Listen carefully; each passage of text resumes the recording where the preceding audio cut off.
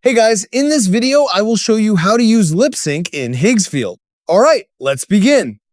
First, open the Higgsfield website and hover over the video section from the top menu. Then select Lip Sync Studio to open the editor. Once you're inside the workspace, upload your media file.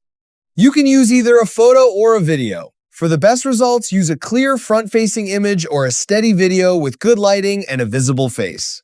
Next, enter the script you want the AI to speak. Keep your sentences short and use punctuation to control pauses naturally. You can also spell out numbers or difficult words to improve pronunciation.